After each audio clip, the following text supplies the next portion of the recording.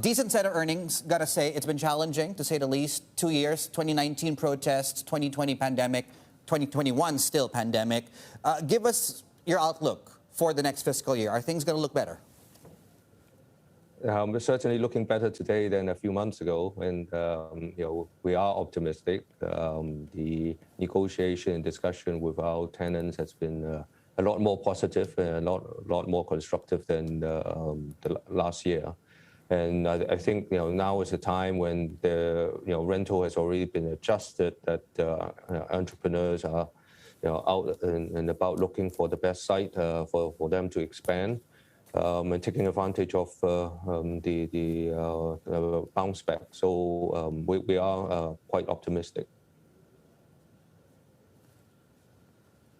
George, what are rentals looking like in Hong Kong then? Are they starting to get back to pre-pandemic levels? Are you still offering concessions?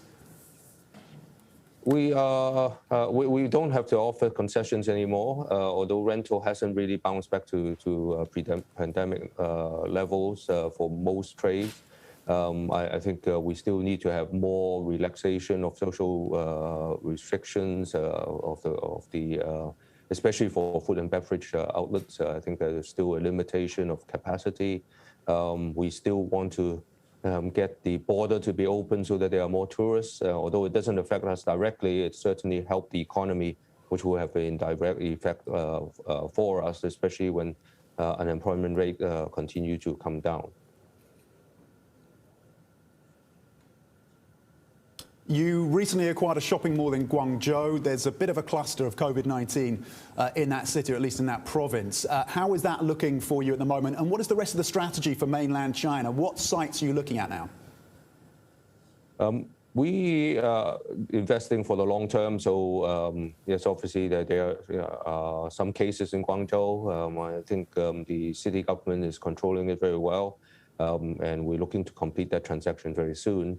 We've been looking at shopping center in the mid-market and looking at those that are close to public transportation with good growth potential.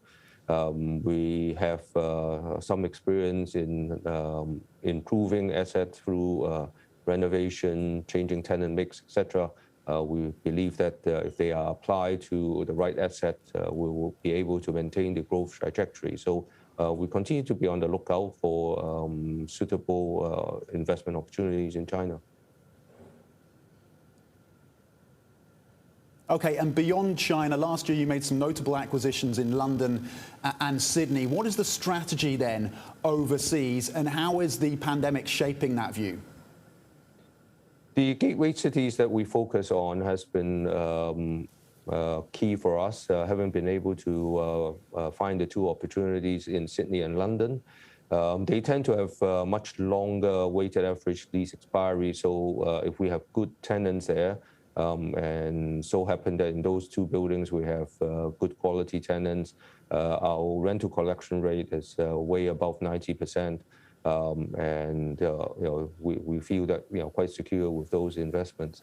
So in terms of geographic diversification, increasing investments outside of Hong Kong, whether it's in China and in some of the other cities, help us to diversify. And I think that would be good for the long term in terms of a stability of growing income coming from different sources, subject to different property cycle in different cities.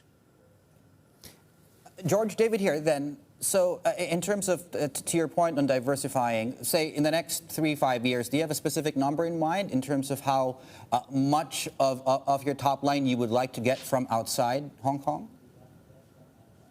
I think we'll get to a stage where, say, 30% will be outside. We'll have, getting close to 20% to be in China, and around 10% plus or minus a bit in other markets. And given the size that we are at, those percentages actually means a lot. It could be a lot of assets that we need to acquire in the next few years.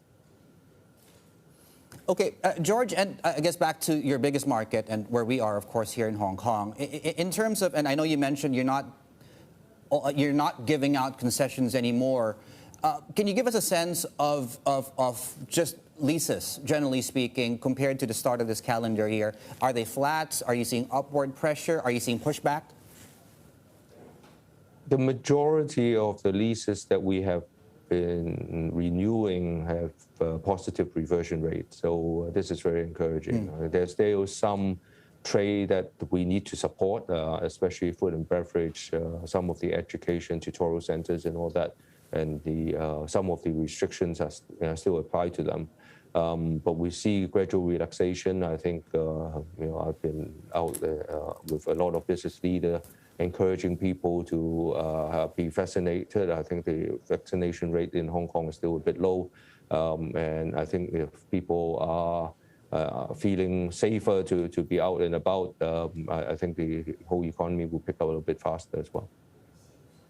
And I guess, George, since you brought it up, when we talk about, I guess, the local economy here, we are starting to see signs of a recovery, not across sectors, of course. So you mentioned F&B, you mentioned some of these educational related companies and these small firms as well. I need to ask you this, and I'm asking you this well aware that you are a commercial enterprise and that your duty, of course, is to your shareholders. Can you give us a sense, and how would you respond to some criticism that because of your dominant position, at this point in time, especially with unemployment, yes, it's down, but we're nowhere near to normal levels. How do you respond to criticism that maybe rates are a little bit too high?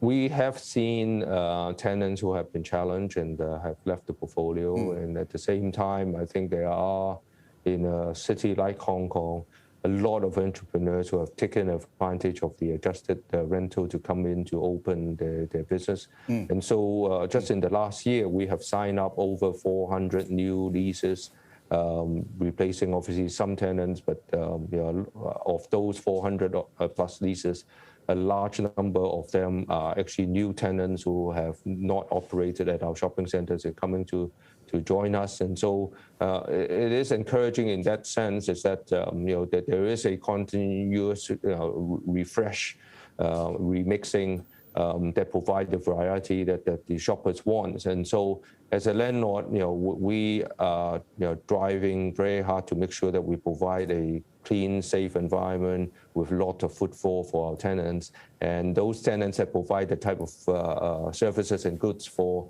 shoppers for that they like, will actually have the business. And so we are very encouraged by the pickup in the last few months.